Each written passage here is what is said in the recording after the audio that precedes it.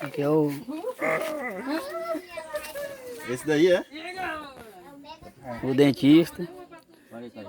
Olha o paciente, o dentista está olhando se vai dar para arrancar ou não. O enfermeiro está aqui analisando.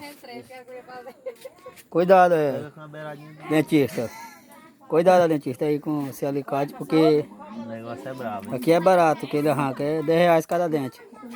Olha o tamanho. E a Aí, ligeiro? a dentista é assim, Olha no o tamanho do cajueiro. cara. Arranca é... Rapaz, o bicho tem uma Olha. franquia bem no Tem uma meio, né? furquinha bacana e é o seguinte, é novo dentista aqui no Cajueiro.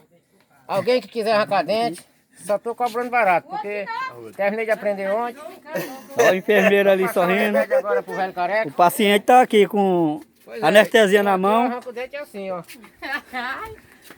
Pois é, aí É, gente. quem quiser arrancar dente aí pode mandar aí, pode botar aí no grupo aí, bacana. Cadê Tô o cobrando paciente? barato. Aqui, o remédio. Tá eu quanto? vou Tá passar o quanto? remédio. Não, aqui no Cajueiro Passar o remédio aqui pro paciente ali. O paciente vindo arrancar aqui em casa, eu só tô cobrando R$ 20, promoção, por causa da coronavírus, entendeu?